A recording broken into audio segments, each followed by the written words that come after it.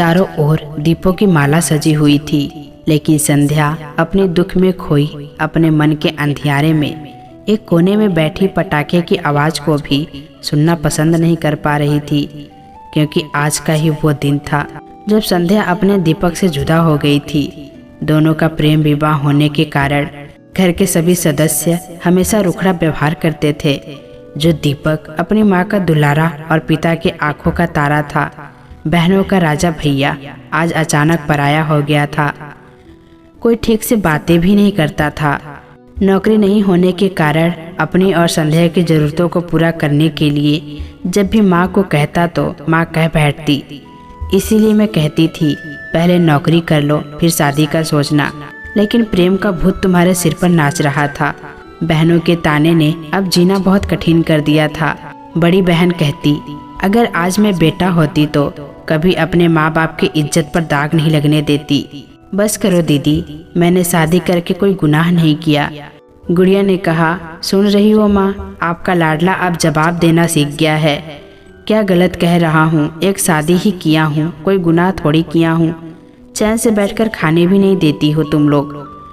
गुड़िया ने कहा, मैं खाने नहीं देती कि अपने भोग का तुम खुद जिम्मेदार हो। ठीक है, हम लोग दीपावली के लिए आए थे, लेकिन अब लगता है हम लोगों का आना तुमको और तुम्हारी पत्नी को अच्छा नहीं लगा। देखो दीदी, संध्या को बीच में मत लाओ। क्यों न लाऊं? उसके आने पर तुम बदल गए हो। सही कहा आपने, संध्या के आने से यह समस्या उत्पन्न हुई है। यह कहकर वो अपने कमरे में चला गया। दीपक अपने कमरे में आकर संध्या संध्या चिल्लाया। संध्या उस समय रसोई घर में दीपावली के लिए गुजिया बना रही थी। वो भाई बहन की बातें भी सुन रही थी। अपने मन को शांत करते हुए कमरे में पहुंची। क्या बात है दीपक, क्या हुआ? देखो संध्या, आज मैं तुमसे जो कह रहा हूँ ध्यान से सुनो। तुम अपनी माँ के यहाँ चली जाओ, मुझे माफ कर दो। मैं जिस शान के साथ तुम्हें लाया था कि मेरा परिवार जिस प्रकार मुझे प्यार करता है उसी प्रकार तुम्हें भी प्यार करेगा। दीपक की बात अभी पूरी भी नहीं हुई थी कि संध्या ने कहा, रुकिए मैं अभी आई, गुजिया कढ़ाई में है, जल जाएगी। दीपक थोड़ा शांत होते हुए कहा, तुम भी मत सुनो मेरी बात। जोर से हाथ इस तरह चलाया कि गिलास में लगकर गिलास टूट गई और उसके हाथ भी कट गए। लेकिन आज दीपक को बड़ा आश्चर्य हो रहा था कि आज किसी को भी उसकी परवाह नहीं थी। उस टूटे गिलास के सामने वो मंद मंद मुस्कान के साथ निहारता रहा उन अपनों को जो बदल चुके थे। वो रात में खाया भी नहीं। संध्या ने घाव में पट्टी बांधी और कसम देकर दूध का गिलास उसके हाथ में पकड़ा दी। दीपक फपक फपक कर रोने लगा और संध्या से बोला, तुम मायके चली जाओ, मैं तुम्हें दुख के सिवा कुछ नहीं दे पाऊंगा। संध्या आंसू को पोंछते हुए बोली, आपके साथ कहीं भी रहूंगी, मैं आपके बिना जीने की कल्पना भी नहीं कर सकती हूँ। क्या आप चाहते हैं कि मैं मर जाऊं? दीपक ने कहा, नहीं नहीं, ऐसा मत बोलो। दूसरे दिन सभी दीपावली की तैयारी में लगे थे, लेकिन दीपक संध्या से कोई बात नहीं कर रहा था। दीपक के बार बार टोकने पर भी कोई जवाब नहीं मिल रहा था। दीपक के यह पूछने पर कि जीजाजी नहीं आएंगे तो नंदा दीदी को यह कहते देर नहीं लगी थी कि अपने माँ बाप का लाडला नालायक नहीं होते हैं, अपने माँ बाप के कहे अनुसार चलते हैं। दीदी क्या कह रही हो तुम? तभी माँ बीच में आकर दो बात दीपक को ही सुना दी। बहुत बदतमीज हो गए हो। 2 दिन के लिए बहनें आई हैं और देखा नहीं जा रहा है। चलो पूजा करते हैं। लेकिन दीपक अपने घर को तो दीपकों की तरह सजा दिया था, लेकिन उन दीपकों से निकलते हुए न जाने अंधेरे में खो गया। संध्या एकटक देखती रह गई। माँ ने भी, दीपक रुक जाओ, पूजा हो रही है। लेकिन रत्ना दीदी ने झट से कह दिया, आ जाएगा, इतना क्यों परेशान होती हो माँ? सभी खाना खाकर सो गए, लेकिन माँ और पत्नी का हृदय रात भर इंतजार में गुजार दिया। सुबह हो चुकी थी, दीपक नहीं लौटा। माँ रो रही थी।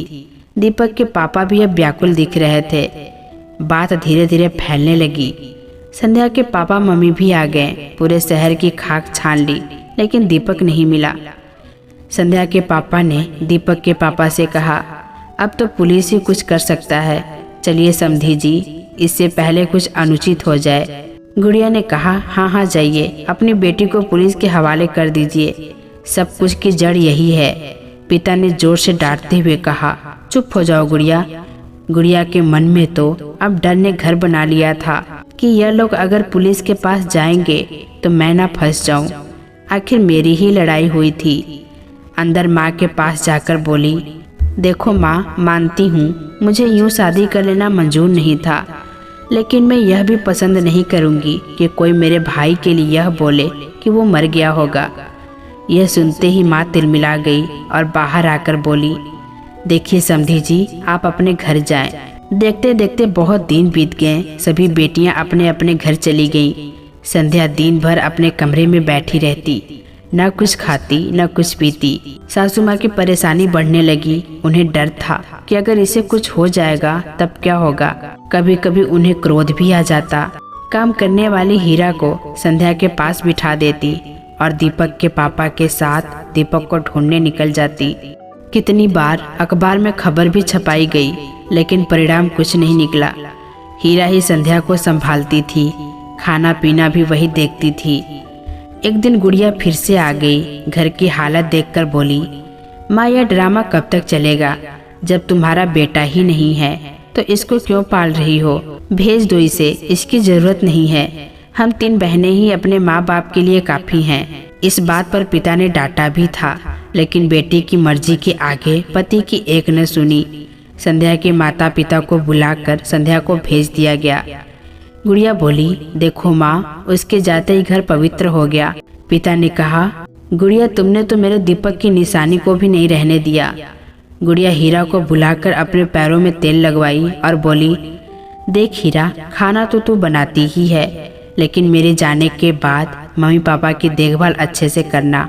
हीरा ने डरते डरते कहा, बीबी जी, एक बात कहूँ, आपने अच्छा नहीं किया। गुड़िया भड़क गई, तू मुझे सिखाएगी?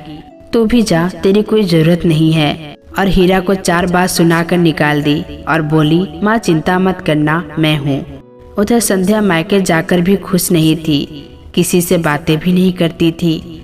गुड़िया कुछ दिन रहने के बाद अपने ससुराल चली गई। अब तो रोज रोज दीपक की माँ और उसके पिताजी का समय अपने बेटे को खोजने में निकल जाता था।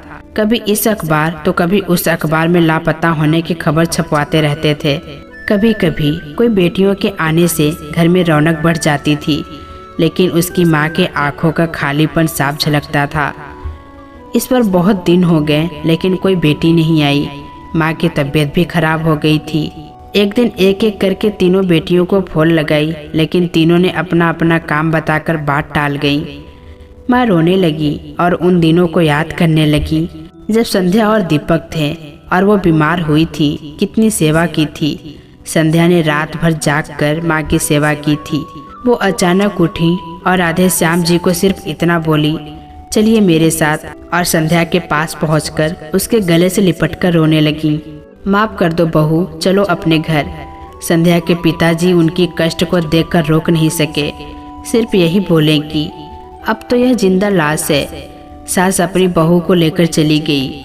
अब तो संध्या को देखकर माँ का भी दुख दूर होने लगा था। अब वो भी हमेशा अपनी बहू के साथ मगन रहती थी।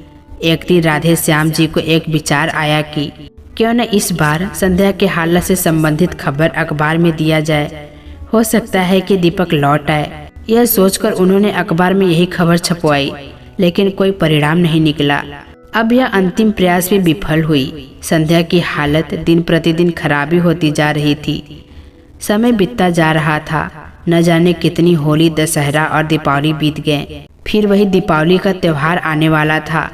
राधे श्याम जी ने तो कह दिया कि इस बार दीपावली नहीं मनाया जाएगा, संध्या को बर्दाश्त नहीं हो पाता है।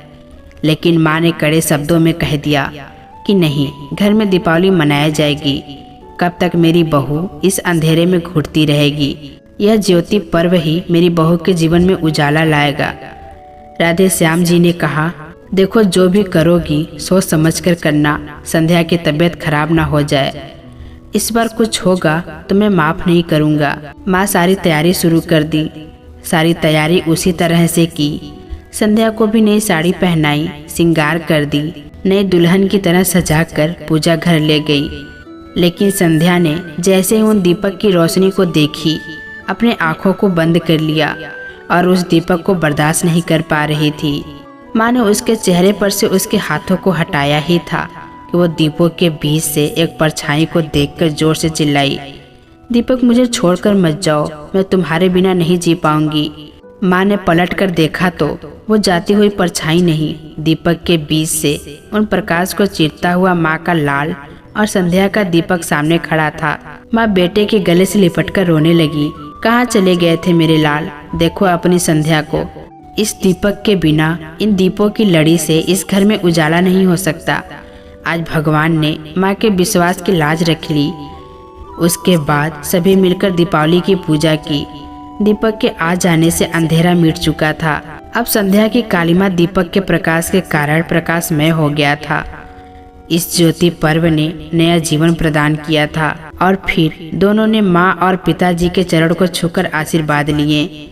माँ ने कहा, अब संध्या के जीवन में दीपक बनकर चमकते रहना, सदा खुश रहो। तो दोस्तों, कैसी लगी ये कहानी कमेंट बॉक्स में ज़रूर बताइएगा। फिर मिलेंगे दोस्तों अगली वीडियो के साथ, तब तक के लिए अपना ख्याल रखना।